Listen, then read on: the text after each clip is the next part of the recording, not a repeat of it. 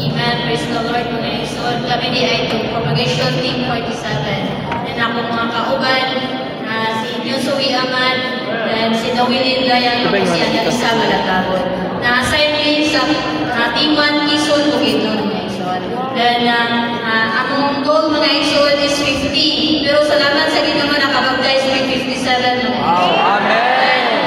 Sa meeting si Sampis, home meeting 8, and small group meeting is 5. Then Dorman says recover 50. Then for prospect readings 4. Amen. So, and we know all things work together for good to those who love God, to those who call according to His purpose. Grasya o kaloy sa Ginoo, nakapapir kita sa iyang buwan. So, salamat sa kadato sa Ginoo nga gidalag kita niya sa dapit. Ngayon, mapahimos na din nato ang iyang pasensya.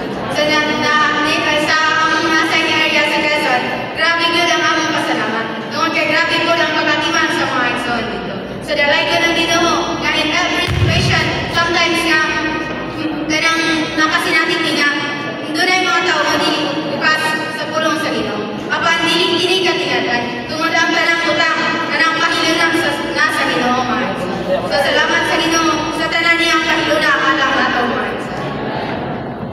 1 Timothy 2:4. God's desire Almighty receive can come to the knowledge of the truth. Amen. Tumaman sa Ginoo nga tanang katawan maluwas mga igsoon. Grasya kaluoy sa Ginoo pagka-assign namo sa Quezon. Inubanan sa mga igsoon mga matinguhawan mga igsoon. Halos kada adlaw jud may nagasangyaw mga igsoon. Ug sa bisan naman sa na-assign sa Samar, panahon sa Bagyong Kristin nagpaulay sila pero sa mga igsoon.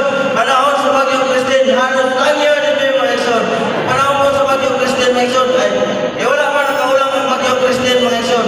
Sa among pagsagyaw panahon sa Bagyong Kristin naka-establish jud lagi campus work mga igsoon. And so sa among pagpangalagan mga igsoon makaingon jud may kakapoy jud kay kada adlaw jud sangyaw kada gabi meeting. Pero ang tanan kakapoy ug kahago mga igsoon sa ayud lang nga dili jud makawang katubangan sa sa ato pong pangalagan mga igsoon. Salamat sa Ginoo. Naa jud pinunay nagapahinom nato ingon si Pablo sa unang Tesalonika 5:16 ay this is kadto sa 18 mga igsoon. Sa atong pagpangalagan kinahanglan lang kanunay nga magkalipay ug mag-ampo sa walay pagkundang mga igsoon. Sa atong kasinatian